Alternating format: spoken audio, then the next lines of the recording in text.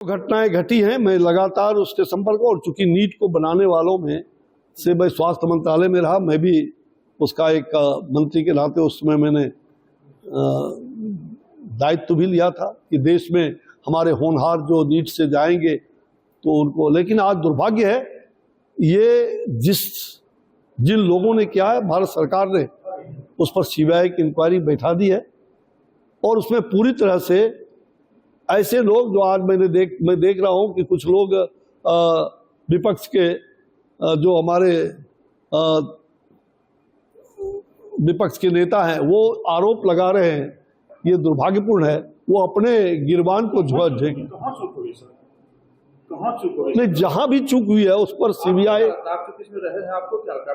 मुझे लगता है कि जो माफिया तंत्र है, जो इस प्रकार के शिक्षा माफिया हैं, उन सब पर कठोर कार्रवाई होनी चाहिए ताकि भविष्य में कोई इस प्रकार के अंजाम न दे सके, लाखों करोड़ों छात्रों का भविष्य इसके साथ खिलवाड़ न कर सके। और इसलिए ये तो दूध का दूध पानी का पानी होगा।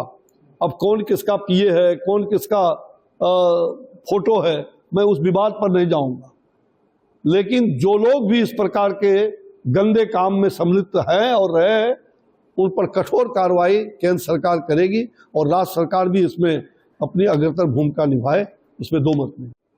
भारतीय जनता पार्टी, मेरी स्वयं की इच्छा है और मैंने अपने नेतृत्व को भी बताया है कि भारतीय जनता पार्टी के नेतृत्व में एनडीए की सरकार बिहार में बननी चाहिए।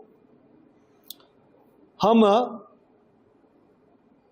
पूर्ण बहुमत के साथ भारतीय जनता पार्टी अकेले अपने दम पर आए और एनडीए को भी, अपना सहयोगी दल को भी आगे बढ़ाए, ये हमारी मंशा है और उसके लिए हर कार्यकर्ता को अभी से लग जाना होगा और मैं इस काम को बखूबी करूंगा बिना किसी चाह का। और मुझे लगता है कि हम नीतीश जी को भी साथ लेके चल रहे थे, आज भी चल रहे हैं, आगे भी चलेंगे। आपका कौन होगा मुख्यमंत्री का चेहरा? भाई मुख्यमंत्री का चेहरा तो उस समय जब चुनाव होगा उसके बाद देखा जाएगा। अभी वो पार्टी तय करेगी, केंद्र का नेतृत्व तय करेंगे, पहले या बाद में क्या होगा वो केंद्र नेतृत्व तय करेगा। लेकिन पार्टी के संगठन को, पार्टी में आयातित माल जो है वो हमें कभी बर्दाश्त नहीं,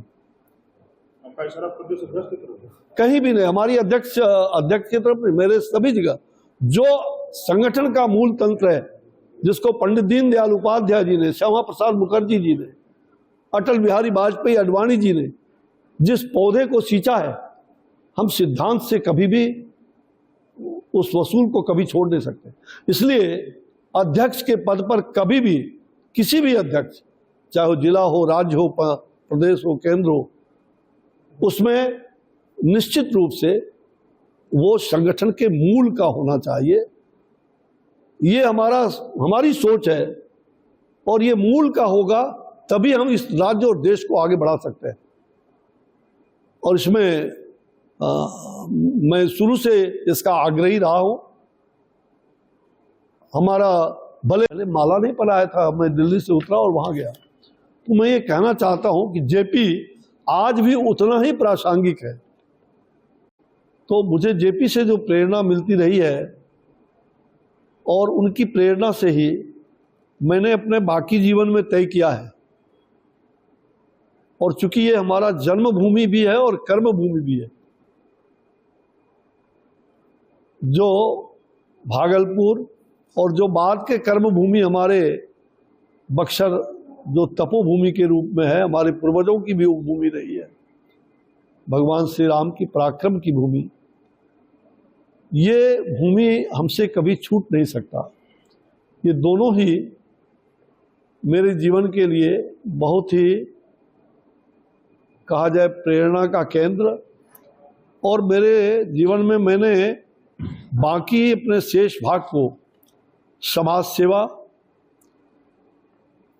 में लगाने का व्रत लिया है और चुनावी राजनीति से मैं दूर रहूंगा। चुनावी राजनीति में न रहते हुए मैं सक्रिय राजनीति का कार्यकर्ता के रूप में बिना किसी पद और का लोभ होते हुए, किसी पद की इच्छा नहीं, समाज सेवा ही हमारा व्रत है। और संगठन जिस भारतीय जनता पार्टी का मैं कार्यकर्ता हूं, मुझे जीवन में सब कुछ मिला है। मैं कार्यकर्ता के रूप में देश के अंदर और विशेष करके बिहार में और भागलपुर और बक्सर, यह तो हमारे प्राण है, इन क्षेत्रों में मैं लगातार सक्रिय रूप से अपनी भूमिका अदा करते हुए संगठन को भी निरंतर गढ़ने का प्रयास रहेगा। और अलग से जो हमारा संकल्प है समाज सेवा का, जो शैक्षणिक आध्यात्मिक, जो सप्त क्रांति जेपी ने कहा था, 7 क्रांतियां, जो संपूर्ण क्रांति, जिसमें राजनीतिक, आर्थिक, सामाजिक, सांस्कृतिक, बौद्धिक, शैक्षणिक और आध्यात्मिक क्रांति, ये 7 क्रांति, राजनीतिक, आर्थिक, सामाजिक, सांस्कृतिक, बौद्धिक, शैक्षणिक और आध्यात्मिक क्रांति, इसको निरंतर अपने जीवन पर्यंत इस काम को आगे बढ़ाने में हमारी पूरी शक्ति लगेगी। भगवत कृपा है, मैं पूर्णतः स्वस्थ भी हूँ और अगले 5 वर्षों तक मैं सक्रिय राजनीति में रहने की हमारी पूरी इच्छा है।